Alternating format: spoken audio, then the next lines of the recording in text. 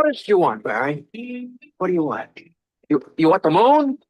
Just say the word and I'll throw a lasso around it and pull him down. The sensitive high school quarterback who became commander-in-chief of his own army. He would later say of the war, it was awesome, but also, it wasn't. What's the deal with bananas? I mean, they got orange juice, you got apple juice. Where's the banana juice? It's the Al Travis Show. And we have none other than Senator Susan Kent on with us. Senator, how are you? I'm doing well. How are you doing? I'm frustrated. I'm not going to rip this Minnesota Star Trib too much, but they have this story on which we're going to talk about red flag laws. Read through it. Actually read it twice because I think it was on the day before as well, and they reposted it, at least on the online version. Yeah. Can't find it now. The search I'm little looking button, at it. well, I'm not saying it's not there. My little search, look up button doesn't seem to want to give me the opportunity to look it up. So I'm flying a little blind. I did read it. Some of the numbers will be rounded as I remember them, as I guess. I don't know what else to do with them. Specific numbers. Well, no, but I didn't memorize the article. I read it the other day. Okay. So I'm going to do the best I can. You've got it there. You can fix me if you want. Basically. Count on it. Yeah, but. Yeah, that's the show. But basically, the Star Trib did a study on the red flag laws since we had them. I think 2023 they passed. Started in 2024. January right? 24 is when the law took effect. Yeah. Yeah. So we have a little over a year's worth of stuff to gather on. And I'm glad because I think this is how we get better. We do find out what happens. So I'm not against them doing this. And again, round numbers. I think there were 287 humans somewhere. There was under 300. It was like 300-ish. 281. People. You're very close. See, I didn't memorize it. That's why it's driving me nuts. I can't bring this up. So 281 people had their guns, went through the process. I can't even say that all the guns, but someone in our red flag laws, a health professional, family member, the police, can go to a judge and say, hey, things may not be safe here. So 281 went through this process. Not all lost their guns, but it was a good majority of them, as I remember. Yep. So that's fine because so I would have to look at this, please. But the number, it was 281 people who were barred from legally owning guns for at least 2 weeks, and that was a combination of either removing guns that they owned or saying that they can't get a permit to own a gun. Yeah, buy one. So, and I don't see the number of the total.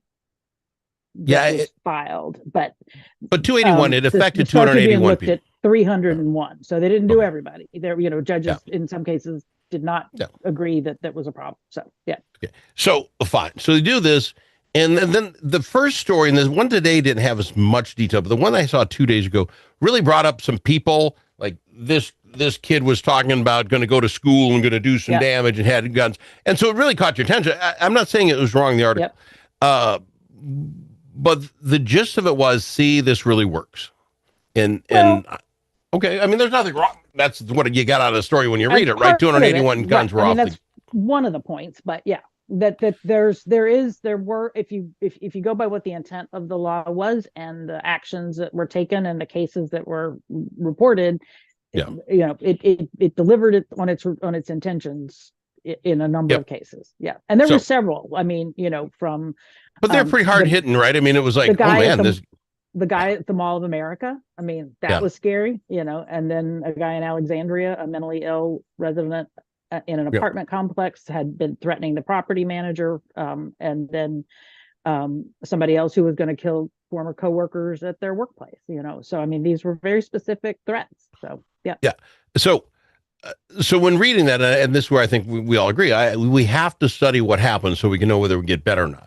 When I got through that, and 281 of these people, I do not believe that had we not intervened, 281 mass shootings were going to happen in the next year or in the next short amount of time.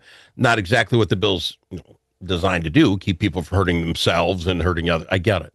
So the math doesn't work for me. Well, we just saved 281 mass shootings. I don't know that works. Well, I don't think they said that we saved 281 mass shootings. I mean, that's not. I mean, it's what you're led to believe. The guy. Well, I think that's you may be jumping to a conclusion there, but I mean, all they're saying is that in 281 cases, the judges agreed these individuals should Yeah. not have access to guns, at least on a temporary basis, Yeah. on a short-term basis. And these tend to be fairly temporary, because if somebody needs help or whatever, then hopefully they get it, Yeah, And but- another thing that they did say that I thought was interesting, because just a little background on the red flag laws. They've been around for a while, particularly after Sandy Hook, but after Parkland, where they really felt Yeah. like that guy should have been intervened with. A number of states implemented them, and it's been upheld by the Supreme Court just last year, 8-1 decision in a very conservative court, just saying that they are a legitimate tool. But in the time since these states have brought these on, in 6 years, since I think that's about Parkland, an estimated 2,500 suicides have been prevented. So another thing. And I'll just say, Al, and I had a case not in my district, but in Maplewood, and I represented part of Maplewood, and I knew the chief well. And there was a case. It was an older gentleman. He'd been a responsible gun owner his entire life. He was a hunter, and he was going through dementia. And any of us who have had family members go through dementia, there are serious behavioral and personality changes. And the family was desperately asking the police, "Can you help us get the guns away from him?" And the police had to say, "No, sorry, we don't have the law on our side to do that." And sure enough, this man ended up shooting and killing his adult son. And it was a horrible, terrible tragedy that should have been avoided. And if this law had been in place, I feel certain that would not have happened. See, and I why we need something like this. We need something. We need to watch it. The conclusion that, and I think it was in the pay. I'm going to say it was 18 were suicide prevent. 18 were people talking of suicide and had access to guns.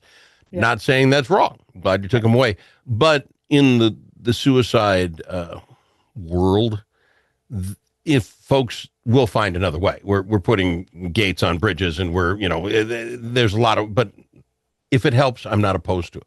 It's the conclusions we draw from it. Go ahead. But the thing with suicide, and we talked last week with Eric Mischke and talking about suicide awareness.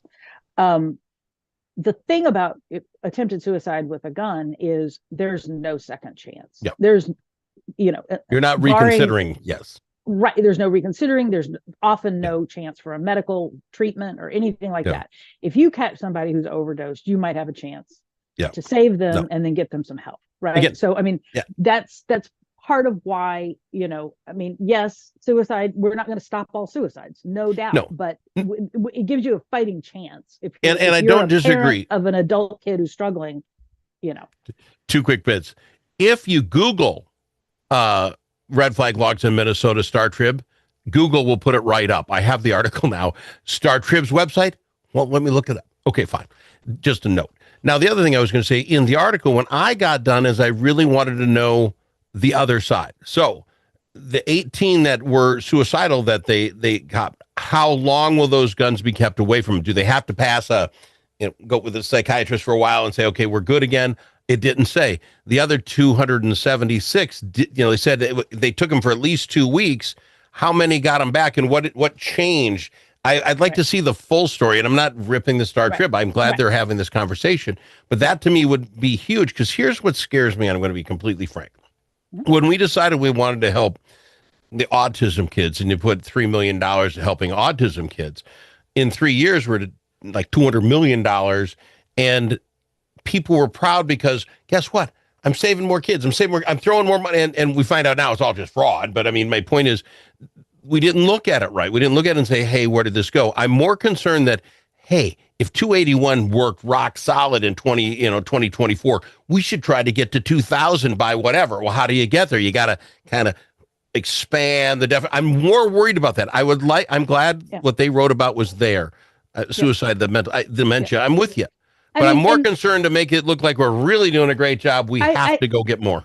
Everything I'm hearing from the people, and this is quoted from Senator Latz and Representative Frazier, who were the bill authors this go around, and I've heard this from other elected officials who support this kind of legislation.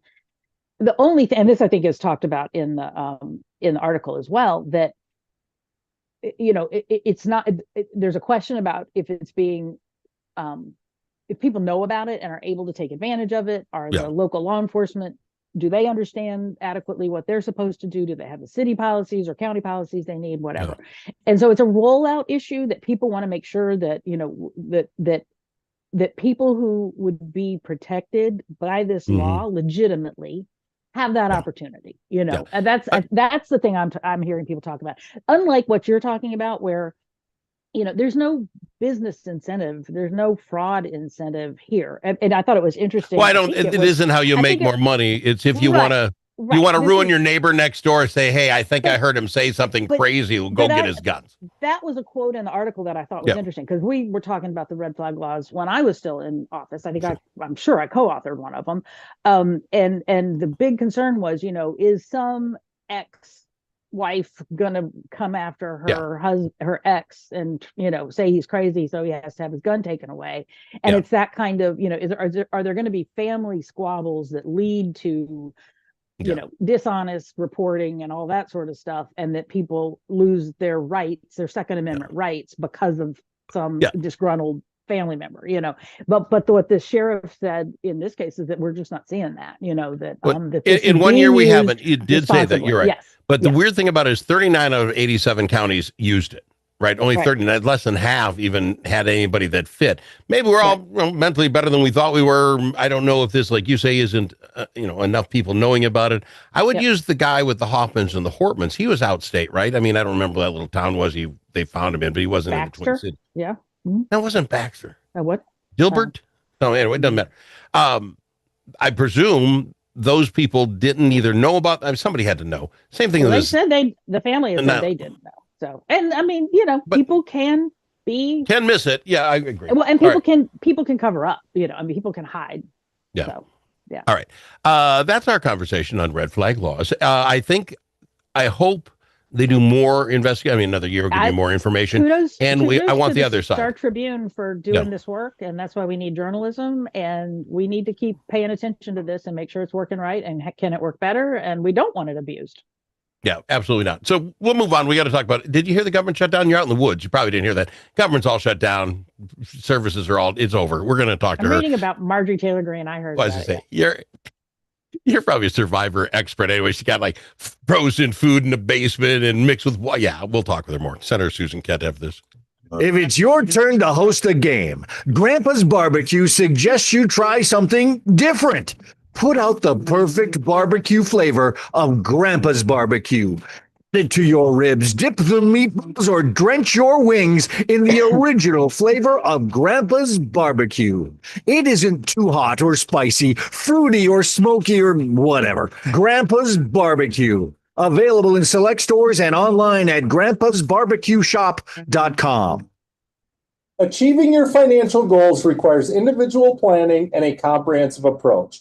At Midwest Money Management, our mission is to provide you with the knowledge, tools, and confidence to feel comfortable financially today and secure about tomorrow. Learn more at MidwestMoneyManagement.com. That's MidwestMoneyManagement.com.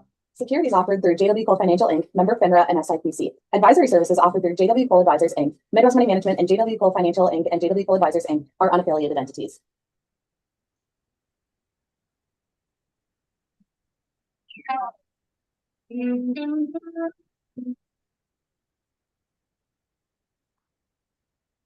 Mr. Seaton, how are you?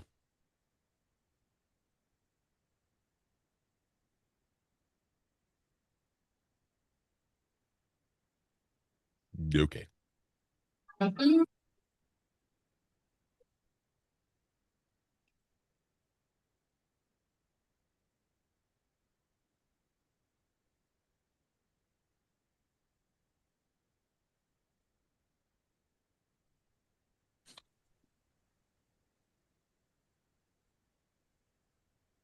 I was muted, Al. Good morning. Sorry I'm late, but I thought I'd jump on the line here and see if you had a spot for me. Otherwise, we'll do it another time.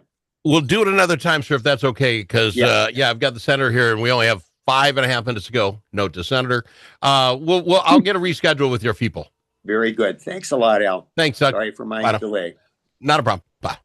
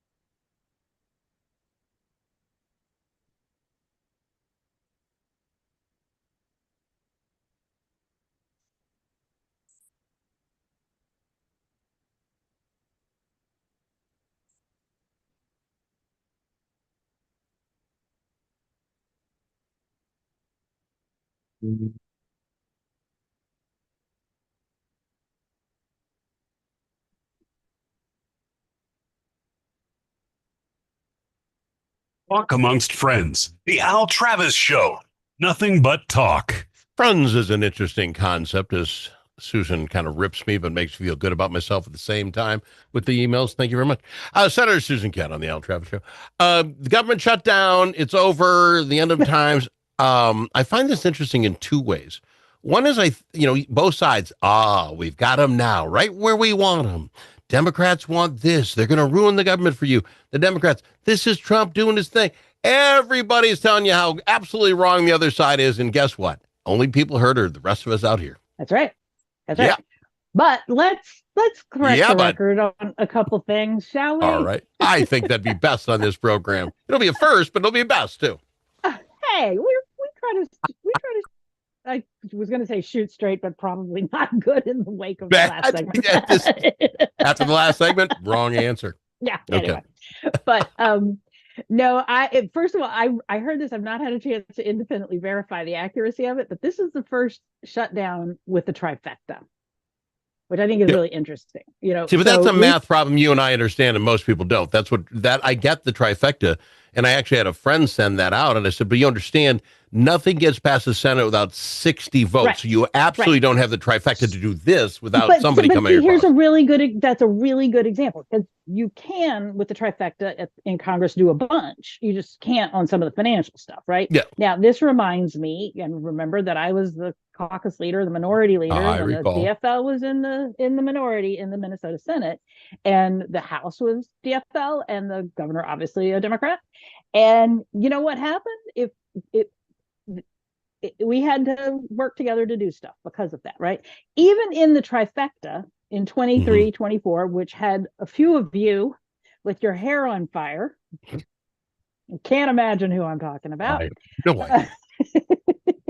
Me? But so there were things they could do on their own, right? But there were also things that they couldn't do on their own. Like, for example, a bonding bill. And my math, I always had to look this up. I think you needed 7 votes from the minority party, even if you had a trifecta, to pass a bonding bill in the Senate.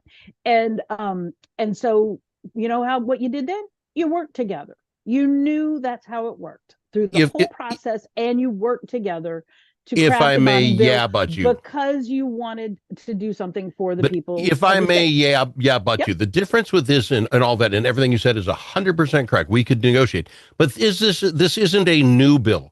This is literally a continuing resolution of the bill you all said we could do 6 months ago, and literally this thing started in Biden's administration. We're continuing the resolution. I'm against it. I don't want the continuing resolution. Go get your work done and start passing some dang bills, and we can argue about what's in it. Just let's keep it going until March. Let's keep going. I'm done with it. But my point is, y'all voted on it, whatever it was, 4 months ago. I'm not arguing with that. You're right, and a lot of. But then don't but me when you agree. Say a lot of people at the time. Well, it's not the same time now, right? No, because here we are, and I've talked a lot about this issue with what the big billionaires bill was going to do to the tax credits for the Affordable Care Act and people who get their health insurance that way, right? And so this is not new. This is not something, because I have said this on this show several times. But the thing that's interesting is in the big billionaires bill, and we had this conversation too. You talked about how they just continued the tax cuts for the super rich and the big corporations. It wasn't that it was a new tax; it was continuing it. So they managed to continue those tax credits cuts, but they couldn't continue the tax cuts and credits for working families who rely on that to get their health care. So how did that change when I said that y'all voted for it 6 months ago? No, I'm not. I told stipulated, as they say in Law and Order. And now we're looking at those things looming. And so I appreciate the Democrats taking a stand. And I also want to say that this whole thing that this has to do with health benefits for undocumented immigrants is a bald-faced, horrible lie. It's being repeated over and over by the Speaker of the House and Fox News, and it is illegal for federal benefits to go to people who are not citizens. And as they said on CNN, just like you did, this illegal to give them benefits. That's not it. It is a reimbursement to hospitals for immigrants' care. It's a workaround. It's the same stupid thing. You go in, you get taken care of, and the hospital get reimbursed through the medical but- system is like, but it's not. It's but- just a word game. Well, understood. But when Well, the okay. small hospitals close because those funds aren't there, and those hospitals are going to be in small Great communities. straw man argument. No, If they weren't it's here not a illegal, stupid- they wouldn't be using our system, and the hospital wouldn't have to pay for it. I'm Well- 30 seconds out. Hey, we're going to do it again. I'll get you back. We spend way Hospital's too much still gonna time on close. you up north. That the You whole can be- Lutzen thing. We're going to talk about it. I'm just out of town. Fair enough. Oh, You're gonna be back from Woodbury. You're gonna be back in I'll be the back in foothills Woodbury next in a week. few hours. All right. I appreciate you, Senator. You know I do. I really do appreciate her. She's Senator Susan Kent. We call it Yeah, but or clean up in aisle 9, and I think you see why.